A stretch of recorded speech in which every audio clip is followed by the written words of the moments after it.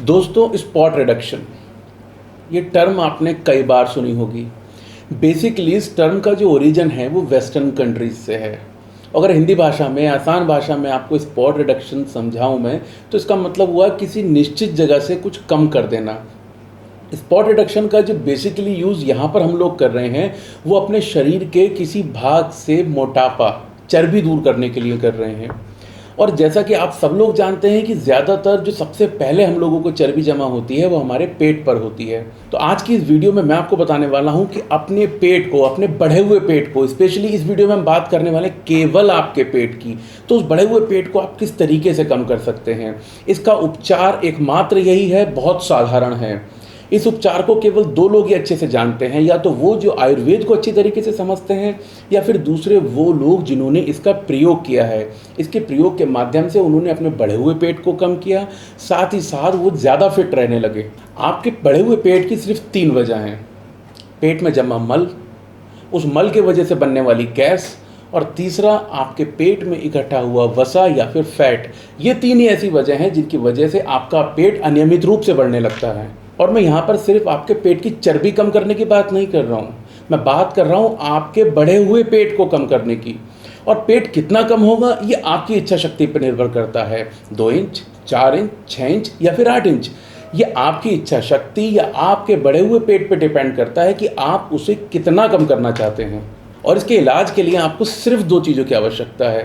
पहला गौमूत्र और दूसरा त्रिफला गुगलू। इन 2 चीज़ों के माध्यम से ही आप अपने बढ़े हुए पेट को कम कर सकते हैं। दोस्तों, हम जब भी कभी इसका सेवन किसी को कराते हैं तो अगले दिन या एक दिन छोड़कर उन लोगों का फीडबैक एक ज़रूर आता है कि रात में उन्होंने इतना तो भोजन भी नहीं किया था जितना उन्होंने अगले दिन सुबह मल उत्सर्जित किया। असल में वो शुरुआत में जो लोग नहीं जानते हैं वो ये सोचकर परेशान हो जाते हैं, लेकिन टेक्निकली क्या है कि भोजन की 3 लॉट हमारे शरीर में रहती हैं। एक जो हमने खाया, एक जो हमारे आमाशय में है, और तीसरा जो हमने उत्सर्जित किया। लेकिन ऐसा होना नहीं चाहिए। होना तो ये चाहिए कि जो आपने रात को खाया वही प्रोसेस्ड होके मल के रूप में उत्सर्जित हो जाए। जिन लोगों ने इसका पहली बार उपयोग किया और जिनको उनकी उम्मीद से ज़्यादा मल उत्सर्जित हुआ, तो ये एक अच्छी बात है। ये अच्छी बात इसलिए है कि जो मल उनके शरीर में काफ़ी लंबे समय से जमा था, अब वो जमा मल क्या करता है कि जिस तरीके से आपने भी देखा होगा गांव देहातों में हम लोग अपना बचा हुआ खाना अपने जानवरों के लिए एक नांद में डाल देते हैं। थोड़ी देर बाद जब आप देखेंगे तो उसमें थोड़े थोड़े बुलबुले बनने लगेंगे, मतलब उसमें गैस का फॉर्मेशन शुरू हो जाता है। अब जब ये गैस का फॉर्मेशन शुरू हुआ तो ये आपके शरीर में, आपके शरीर की आंतों को, इनको बढ़ा देता है। अब बढ़ाने की वजह से आपको 3 नुकसान हुए। पहला, आपके पेट में गैस आई, आपके पेट में मल जमा हो गया, और जब ये इसका साइज़ बढ़ जाता है तब आपके शरीर में फैट को इकट्ठा होने के लिए जगह भी मिल जाती है।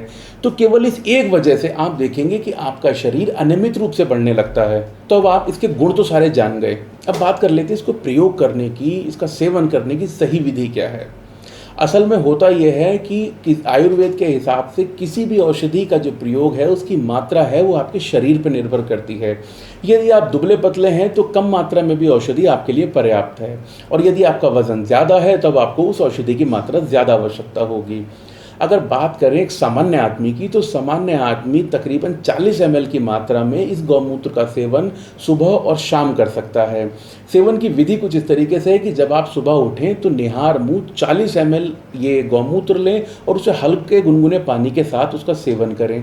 ऐसे ही शाम को खाना खाने से तकरीबन 1 से 1.5 घंटा पहले आप 40 ml गौमूत्र का सेवन करें। और इसके साथ में आपको सुबह शाम 1-1 गोली त्रिफला गुगल की भी लेनी है। जब आप इस तरीके से इन दोनों का सेवन करेंगे तो आप देखेंगे कि जो आपके शरीर में पेट बढ़ने की सबसे बड़ी प्रमुख 3 वजह हैं, उन तीनों ही वजहों पर यह काम करता है और आप धीरे धीरे शेप में आने लगते हैं। और वो लोग जिनको गौमूत्र पीने में परेशानी होती है, या तो इसकी महक की वजह से, या इसके स्वाद की वजह से, या अन्य किसी भी वजह से, उन लोगों के लिए भी एक बहुत अच्छा ऑप्शन मार्केट में अवेलेबल है। बहुत सारी ऐसी कंपनियां हैं जिन्होंने गौमूत्र के एक्सट्रैक्ट को निकालकर उनकी टैबलेट फॉर्म में मार्केट में लाए हैं। तो यदि आप चाहें तो उन टैबलेट्स का भी सेवन कर सकते हैं। अब इन सारे गौमूत्र में सर्वश्रेष्ठ गौमूत्र कौन सा होगा? यदि आपके आसपास कोई बछिया मतलब कोई ऐसी गाय जिसने अभी तक डिलीवरी नहीं की हो, कोई बच्चा नहीं दिया हो, आप उसका गौमूत्र पिएं, वो सर्वश्रेष्ठ है। इसके उपरांत यदि आपको किसी भी गाय का गौमूत्र मिलता है तो वो बेस्ट है। यदि आप पीने में उसको सक्षम नहीं है या आपको नहीं मिल पा रहा है तो मार्केट में मिलने वाले किसी भी गौमूत्र अर्क का आप सेवन कर सकते हैं। और इसके साथ ही साथ वो लोग जिनके पेट के अलावा पूरे शरीर पर ही फैट जमा है, तो उनके लिए एक बड़ा साधारण सा और एक टिप है।